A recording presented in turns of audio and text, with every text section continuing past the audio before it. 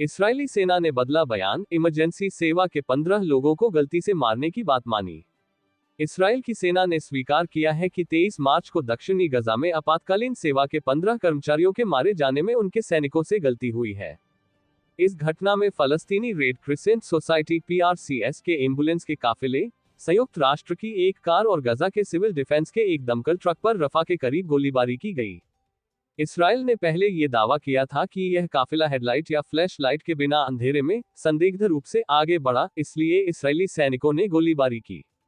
कहा गया था कि इन वाहनों की आवाजाही के पहले सेना को जानकारी नहीं दी गई थी या इसके लिए सेना के साथ सहमति नहीं हुई थी। मृतक के फोन से क्या पता चला?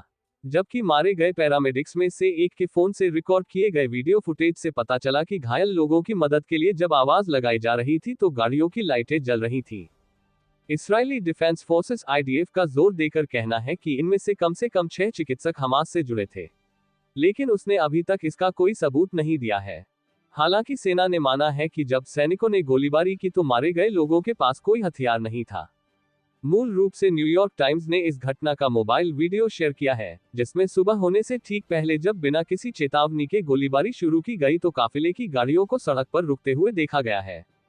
ये वीडियो 5 मिनट से ज्यादा लंबा है, जिसमें रेफत रादवान नाम के पैरामेडिक को अंतिम प्रार्थना करते हुए सुना गया है और इसके बाद वाहनों की तरफ आते इस्राएली सैनिकों की आवाजें सुनाई देती हैं।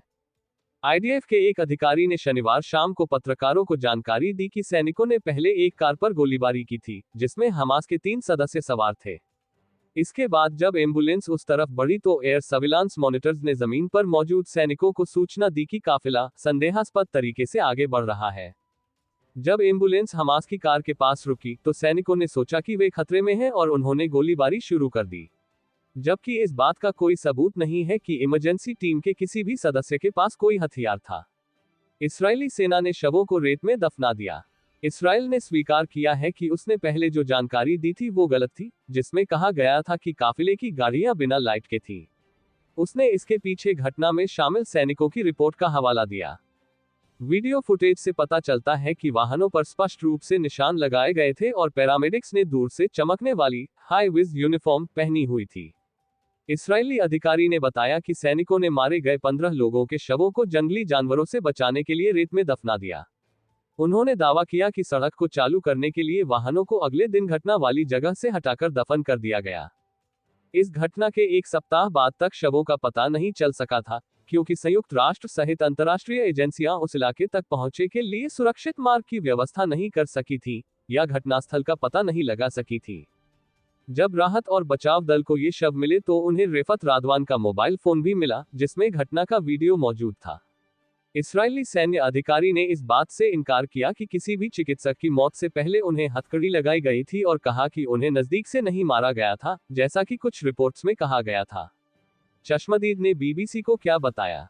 इसी सप्ताह की शुरुआत में जीवित बचे एक पैरामेडिक ने BBC को बताया कि एम्बुलेंस की लाइटें जल रही थीं और उन्होंने इस बात से इनकार किया कि उनके साथ काम करने वाले लोग किसी भी चरमपंथी संगठन से जुड़े हुए थे। IDF ने घटना की पूरी जांच का वादा किया है और कहा है कि इससे घटना के क्रम और हालात से निपटने के तरीके को समझने में मदद मिलेगी। हालांकि रेड क्रिसेंट और कई अन्य अंतर्राष्ट्रीय संगठन इस घटना की स्वतंत्र जांच की मांग कर रहे हैं। हमास के साथ युद्ध विराम समझौते के पहले चरण के समाप्त होने और दूसरे चरण की बातचीत रुक जाने के बाद इसराइल ने 18 मार्च को गजा में हवाई और जमीनी हमले फिर से शुरू कर दिए हैं। गजा के हमास संचालित स्वास्थ्य मंत्रालय के अनुसार उस समय से अब तक गजा में इस्राएली हमलों में 1200 से ज्यादा लोग मारे जा चुके हैं। इस्राएली सेना ने 7 अक्टूबर 2023 को सीमा पार से हुए हमले के जवाब में हमास को नष्ट करने के लिए अभियान शुरू किया था। इस्राएली इलाके पर हमास के इस हमले में लगभग 1200 लोग मारे गए थे और 251 लोगों को बंधक बना लिया गया था। स्थानीय स्वास्थ्य मंत्रालय के मुताबिक तब से गजा में 50,000 से ज्यादा लोग मारे गए हैं।